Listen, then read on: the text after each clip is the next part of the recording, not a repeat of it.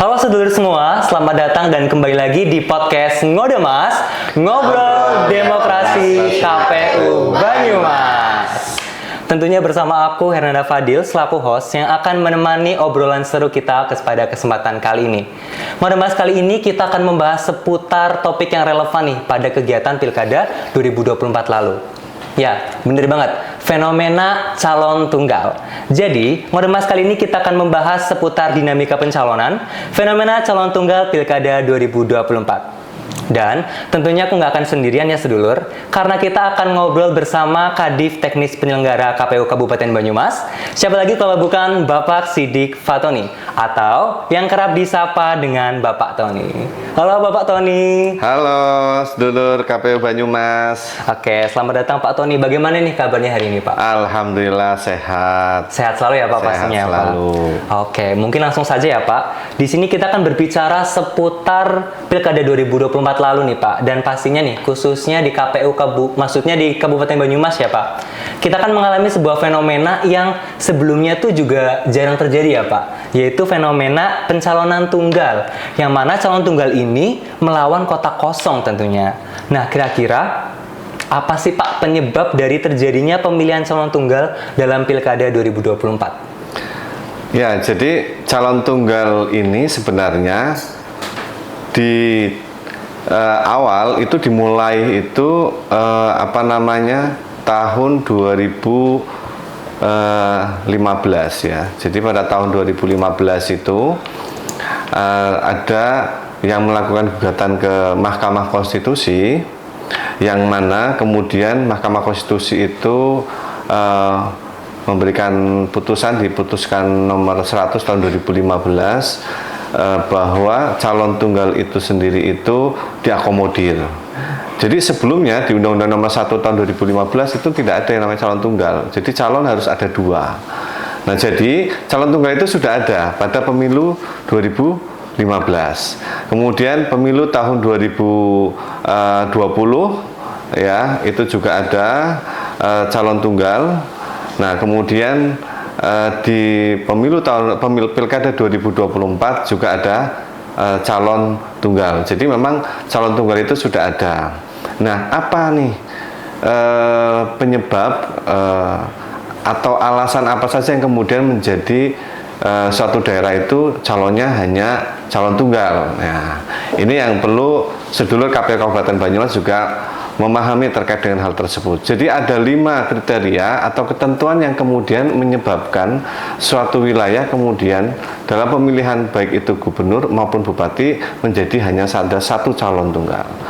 Nah, itu ada di dalam ketentuan pasal 54 huruf C ya, Undang-Undang nomor 10 tahun 2016. Nah, undang-undang ini adalah perubahan daripada Undang-Undang nomor 1 tahun 2015 yang kemudian dirubah menjadi Undang nomor 8 tahun 2015 dan dirubah menjadi Undang nomor 10 tahun 2016 yang sekarang ada perubahan di tahun 2020.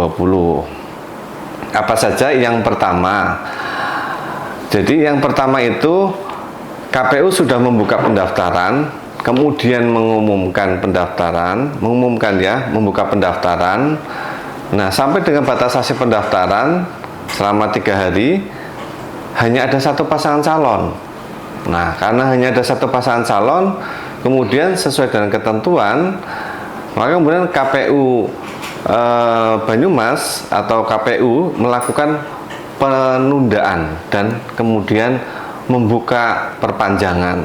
Membuka perpanjangan dilakukan dengan tahapan apa? Sosialisasi, pengumuman ya, kemudian pembukaan pendaftaran perpanjangan selama 3 hari. Nah, sampai dengan 3 hari dibuka, ternyata tidak ada yang mendaftar, hanya ada satu calon yang memenuhi persyaratan. Nah, itulah kemudian terjadi satu pasangan calon. Jadi tidak serta-merta kemudian hanya kemudian satu pasangan calon tidak ada dibuka pendaftaran atau kesempatan. Jadi ada kesempatan. Nah, yang kedua itu terdapat lebih dari satu pasangan calon. Jadi pada waktu pendaftaran ada 2 pasangan calon. Nah, kemudian dilakukan verifikasi persyaratan. Ternyata salah satu calon itu sendiri itu persyaratannya tidak memenuhi syarat. Nah, dibuka kemudian terkait dengan waktu perbaikan itu kan atau penggantian, tapi ternyata tidak ada. Jadi hanya ada satu pasangan calon yang memenuhi persyaratan. Nah, itu yang kedua. Kemudian yang ketiga, jadi ini terhitung sejak penetapan ya, sejak penetapan pasangan calon sampai dengan dimulainya masa kampanye itu kan terdapat pasangan calon yang berhalangan tetap. Nah, setelah berhalangan tetap ada kesempatan untuk kemudian pengganti dan itu tidak ada penggantinya. Nah, ini juga menjadi hanya ada satu pasangan calon yang memenuhi syarat, itu juga bisa menjadi calon tunggal. Kemudian yang selanjutnya sejak dimulainya masa kampanye ya sampai dengan pemungutan dan penghitungan suara ada yang berhalangan tetap juga. Ini juga sama, dibuka, ada kesempatan dibuka untuk kemudian pengganti dan tidak ada, maka kemudian hanya ada satu pasangan calon. Dan yang terakhir ini, jadi terdapat pasangan calon yang kemudian dikenai sanksi. Ya, baik itu dalam proses itu ada yang dikenai sanksi yang kemudian tidak memenuhi ketentuan persyaratan untuk menjadi pasangan calon itu sendiri, sehingga dia tidak bisa ikut kontestasi dalam pemilihan kepala daerah baik itu gubernur maupun bupati. Jadi itulah yang kemudian melatar belakang kemudian hanya ada satu pasangan calon, dan di Kabupaten Banyumas itu memenuhi kualifikasi masuk di dalam ketentuan pasal 54C ayat 1 Undang-Undang Nomor 10 Tahun 2016.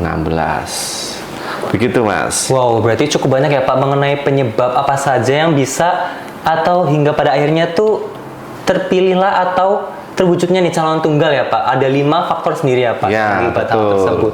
Nah, pastinya juga tadi kan Pak Tony udah menyebutkan nih seputar dinamika pencalonan tunggal di KPU Kabupaten Banyumas sendiri ini sudah ada di tahun-tahun sebelumnya ya Pak.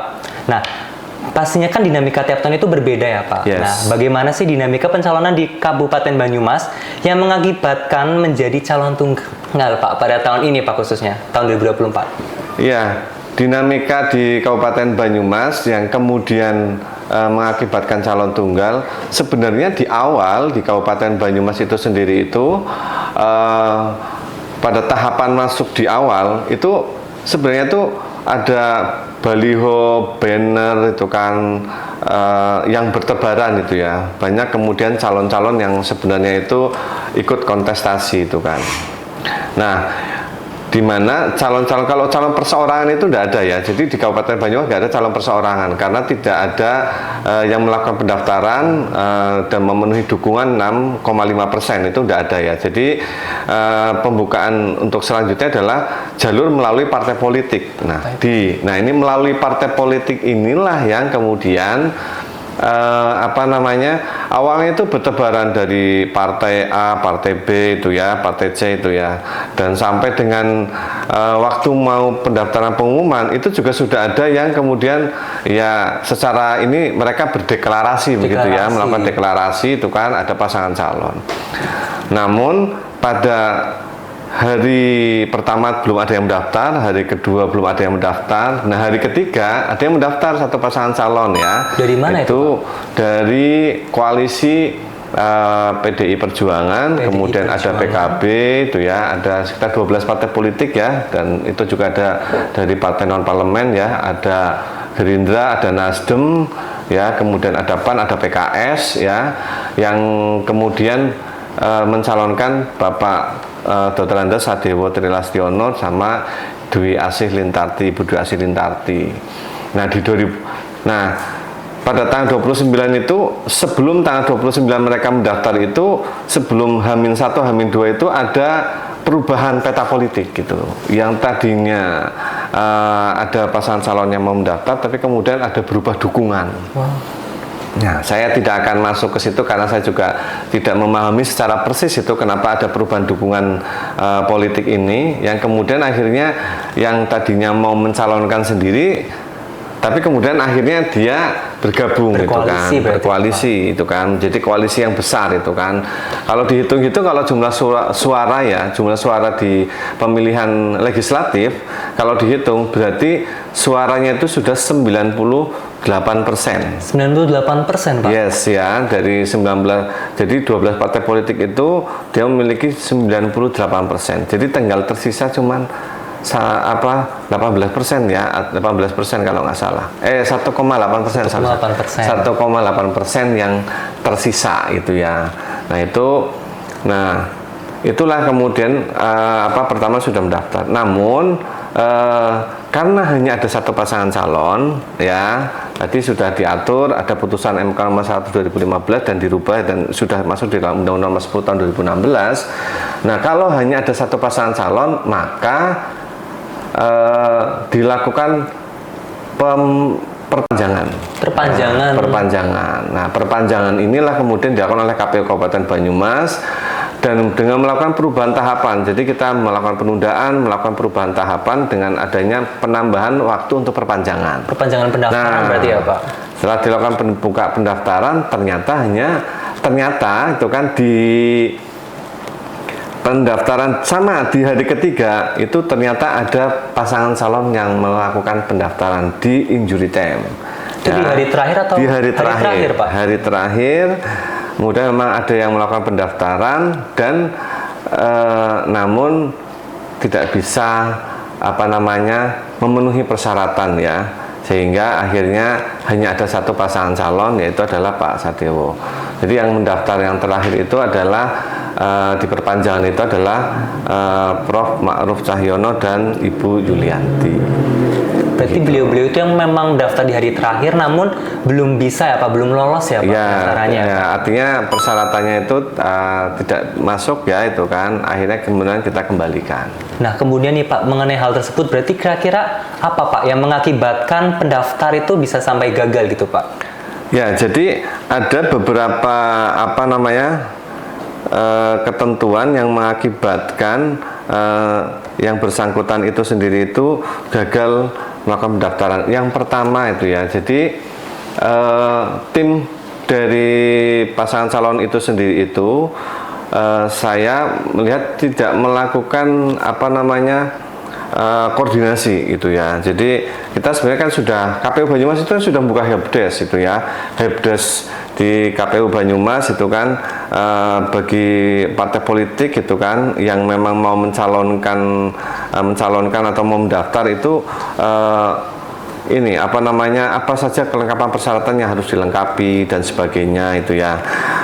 Jadi persiapannya itu kalau saya lihat itu mendadak gitu loh. Jadi keputusan ini tuh seperti putusan yang memang mendadak kemudian mendaftarkan gitu loh. Jadi kelengkapan persyaratan calon itu tidak dipersiapkan lebih baik di awal itu ya. Yang kedua, tim pasangan calon itu tadi yang saya sampaikan tidak memanfaatkan helpdesk-nya kita itu ya, KPU Banyumas, sehingga dalam proses pendaftaran itu sendiri akun silon itu dibuat itu bisa jadi dan selesai itu di jam setengah 10 atau setengah 11 malam. Wow. Nah, sehingga baru diupload terkait dengan dokumen persyaratan pencalonan dan syarat calon itu mulai pukul jam setengah 11 itu kan. Nah, dan itu tidak cukup waktu sehingga akhirnya sampai jam 23.59 akun silon otomatis tertutup gitu ya. Karena sudah ganti hari juga ya. Walaupun ada alternatif yang kemudian akhirnya kita terima secara manual. Tapi kemudian tidak melakukan manual tersebut Pak? Manual. Kemudian yang ketiga, kedatangan daripada pendaftar yang terlalu mepet. Jadi dia datang kan mepet juga. Jadi si pasangan calon itu datang jam setengah 12. Malam Pak? Malam, jam setengah 12 malam. Itu pun baru calon bupatinya, Pak Ma'rufnya. Nah, setelah kemudian kita terima sekitar jam 1 lebih kalau nggak salah, lebih 5 persis jam 1 itu si wakilnya datang. Nah, karena mereka datang jam setengah 12, walaupun akun silonnya itu sendiri itu tidak bisa digunakan, tapi kita bisa menggunakan dengan cara yang manual ya. Kita kemudian menggunakan manual. Nah, kita verifikasi. Nah, kita perlu sama-sama ketahui bahwa ada 2 persyaratan yang harus dilengkapi. Satu adalah persyaratan pencalonan. Syaratan pencalonan itu adalah persetujuan dari DPP, ya memang sudah ada atau belum. Kemudian struktur organisasi daripada partai politiknya itu kan. Jadi syarat pencalonan itu harus lengkap itu kan, dan sah ya, artinya memang pengurusnya itu memang ada semuanya itu kan, rekomendasinya juga ada itu ya. Nah, kemudian yang kedua syarat calonnya. Syarat calonnya itu berarti si orangnya, calon bupati dan wakil bupatinya. Nah, di persyaratan pencalonan itu ada beberapa dokumen yang memang tidak lengkap. Nah, kemudian di syarat calonnya, nah ini untuk wakil bupatinya itu tidak ada dokumennya. Tidak ada dokumennya, Pak? Karena mungkin memang itu tadi persiapannya, informasinya sih ada itu ya. Persiapannya mungkin, kurang matang ya, tapi nyata-nyata pada waktu itu tidak bisa dihadirkan dan tidak ada. Dan kami juga kemudian melakukan komunikasi dengan pimpinan partai politik dan pasangan calon yang ada. Tapi pada waktu itu wakilnya cuma 5 menit ya, atau 10 menit ya sudah pulang. Nah, kemudian nanti kemudian kita sampaikan, kita jelaskan, kita tunggu pada waktu itu. Nah, sehingga karena kita tunggu tidak ada tidak bisa menyajikan dan sebagainya, sehingga akhirnya kita sampaikan bahwa kemudian dokumen kami kembalikan itu ya. Nah, karena waktunya sudah habis, perpanjangan sudah habis, maka sudah tidak bisa melakukan perbaikan. Sama saja batal ya, dikembalikan. Jadi seperti itu. Wow, ternyata cukup prosesnya kompleks panjang. ya, Pak. Prosesnya sangat kompleks. Bagaimana pencalonan untuk sampai gagal, bahkan akhirnya hanya calon tunggal ya, Pak. Iya. Kayaknya ini pembahasan kali ini makin menarik ya, sedulur semua. Tapi kayaknya sedulur harus tetap stay tune dulu di podcast Ngodemas kali ini, karena pembahasan selanjutnya akan lebih berapi-api ya, Pak. Karena ini kita hanya masih intronya aja. Jadi jangan kemana-mana dan tetap di podcast Ngodemas, Ngobrol Demokrasi KPU Banyumas.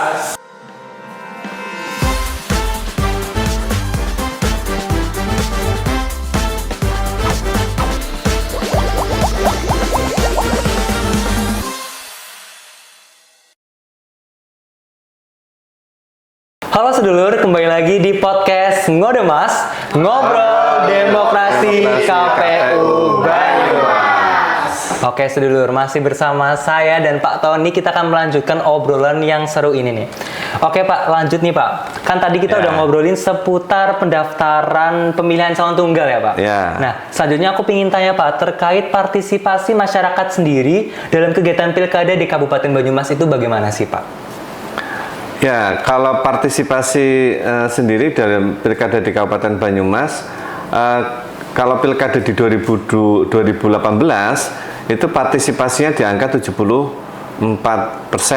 Ya, pada waktu itu jumlah calonnya ada 2. Ada 2 74% ya, berarti ya Pak? 74%.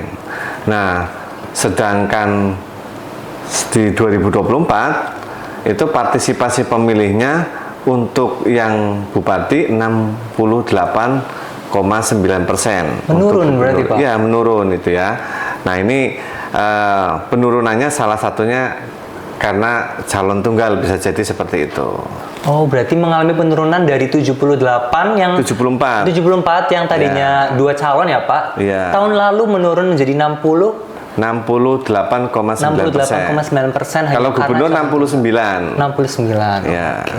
Nah, berarti kan ini berhubungan nih Pak dengan adanya fenomena calon tunggal Pak. Nah, apakah dampak dari penurunan partisipasi masyarakat ini berhubungan Pak dengan fenomena calon tunggal di Pilkada 2024 lalu Pak? Iya, jadi ini berhubungan, ada hubungannya itu ya. Bagaimana tuh hubungannya itu Pak? Jadi kemarin itu ya, jadi KPU Banyumas itu kan sudah melakukan riset ya terkait dengan partisipasi pemilihan kepala daerah 2024 dengan pihak pihak ketiga itu ya.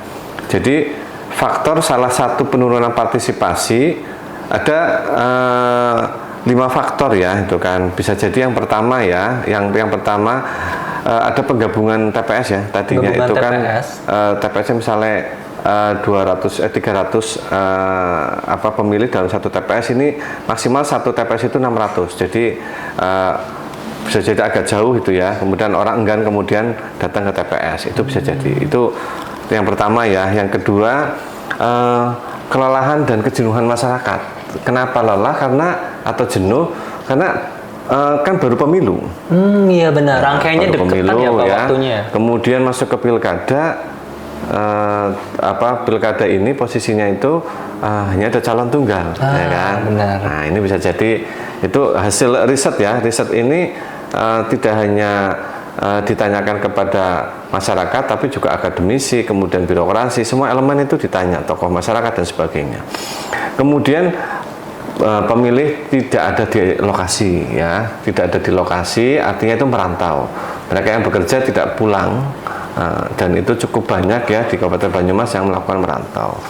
Kemudian mesin partai politik yang tidak berjalan dengan baik. Mesin partai politik tidak berjalan dengan baik.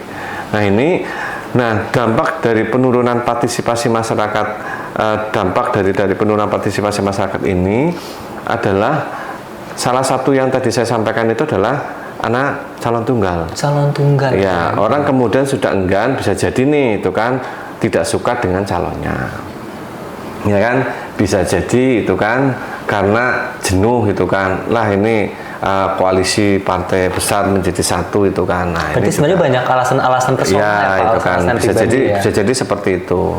Kemudian juga karena calonnya tunggal, mesin partai politik ini nggak bisa berjalan dengan baik nih itu kan. Yang tadinya kalau ada 2 calon kan dia akan berlomba-lomba ya kan. Sekarang hanya satu melawan kolom kosong. Ya, jadinya gitu. Kurang maksimal ya Pak. Betul. Oke, ternyata memang adanya pencalonan tunggal ini memiliki dampak yang luar biasa ya Pak terhadap partisipasi masyarakat dalam kegiatan Pilkada 2024. Nah, selanjutnya betul. Nih Pak, Bapak kan sebagai penyelenggara ya Pak, penyelenggara rangkaian Pilkada, khususnya di KPU Kabupaten Banyumas, bagaimana pandangannya sebagai penyelenggara Pilkada terhadap fenomena calon tunggal di Pilkada serentak 2024 kemarin Pak? Ya, kalau dari saya sih pandangannya kemarin untuk yang di Kabupaten Banyumas, fenomena calon tunggal ini tidak dalam posisi tidak ada dalam pikiran kita ataupun bahwa di Kabupaten Banyumas itu nanti calonnya calon tunggal itu kan. Kita berpikirnya dari awal itu kan, memprediksinya itu di Kabupaten Banyumas ya hanya ada lebih dari satu pasangan calon itu loh. Namun ternyata di Kabupaten Banyumas ada koalisi yang tadi saya sampaikan itu kan politik yang kemudian hanya ada satu pasangan calon. Pada prinsipnya kalau saya melihat sih memang kurang asik begitu ya itu kurang kan. Asik. Karena hanya ada satu pasangan calon, jadi pertarungannya tidak kurang bagus lah itu kan, kurang demokratis lah.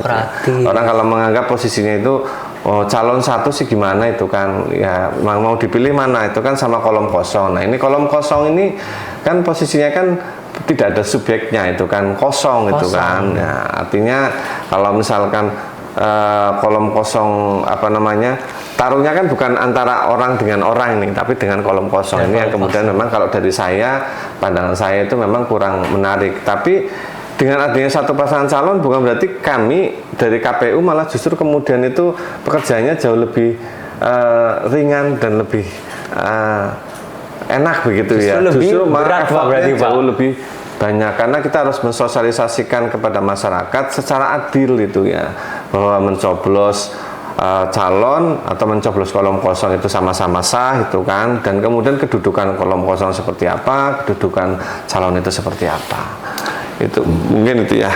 Oke, berarti memang pandangannya cukup beragam ya Pak, dari Bapak sendiri menganggap bahwa kurang menarik gitu ya Pak kompetisinya karena ya istilahnya melawan kolom kosong gitu. Oke, Pak Tony, pertanyaan terakhir nih Pak, mungkin boleh diberikan rekomendasi yang perlu diperbaiki ke depannya agar penyelenggaraan Pilkada dapat berjalan lebih baik lagi dari tahun ke tahun Pak. Silakan Pak.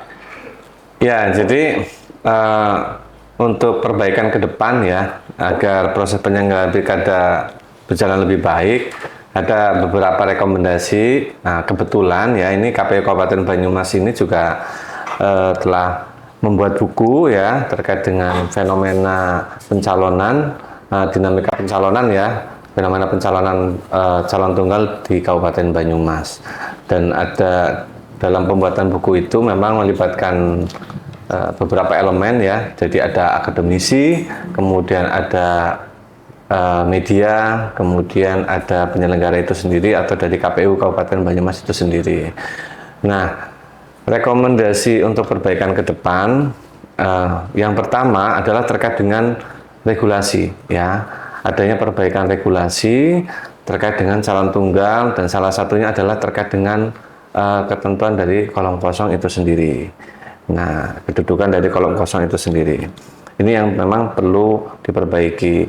Selain kemudian diperbaiki regulasi itu sendiri, kemudian regulasi itu bisa diterbitkan lebih awal, yang kemudian akhirnya bisa disosialisasikan kepada masyarakat secara menyeluruh dan secara masif. Itu yang pertama.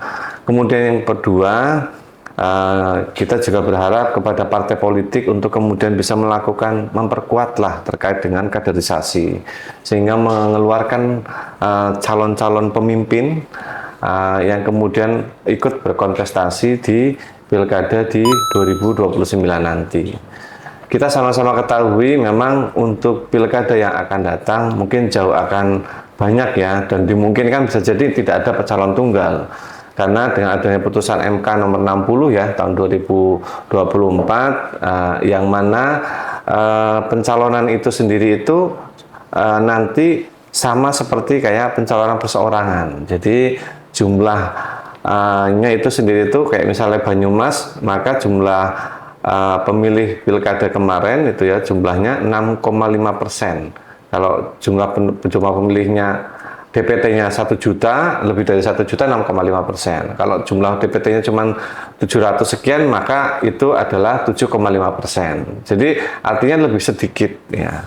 Karena lebih sedikit otomatis jumlah kontestasi yang ikut kontestan di pemilihan kepala daerah jauh lebih banyak. Kalau sebelumnya kan sebelum ada putusan MK itu kan minimal kan 20% itu. Nah, kalau 20% kan tidak semua partai politik ikut bisa berkontestasi itu ya. Dengan adanya putusan MK ini memberikan angin segar, mudah-mudahan di pemilu Pilkada 2029 akan jauh lebih banyak. Kemudian yang ketiga itu kan, nah ini peningkatan partisipasi masyarakat. Nah, ini peningkatan partisipasi masyarakat ini perlu adanya dorongan dukungan dari semua pihak yang kemudian untuk kemudian mensosialisasi pentingnya pendidikan pemilu, pilkada itu kan, pemahaman terkait dengan demokrasi sehingga kita dapat bisa menciptakan pemilihan kepala daerah di tahun 2029 yang kreatif itu ya, yang efektif dan efisien itu ya.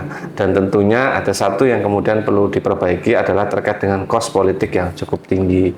Nah, ini juga perlu adanya satu win-win solusi regulasi yang kemudian bisa diperbaiki. Saya kira itu rekomendasi dari yang menurut dari saya yang perlu untuk dilakukan perbaikan. Wah, keren sekali apa, dan pastinya informatif sekaligus seru banget ya obrolan Ngodemas kali ini seputar fenomena calon tunggal khususnya di Kabupaten Banyumas. Dan usai sudah sedulur obrolan kita pada kali ini, kami ucapkan terima kasih kepada Pak Tony yang sudah meluangkan waktu mau menemani sekaligus sharing-sharing di obrolan podcast Ngodemas kali ini. Dan sedulur, jangan lupa untuk like, komen, dan subscribe, dan share seluas-luasnya juga terkait informasi yang telah diberikan oleh Pak Tony tadi. Dan yang terpenting juga jangan lupa untuk selalu ikuti podcast Ngodemas hanya di kanal resmi KPU Banyumas. Terima kasih dan sampai jumpa di podcast Ngodemas, Ngobrol Demokrasi KPU Banyumas. Salam KPU melayani, integritas 24 jam. Bersama KPU kita bahagia.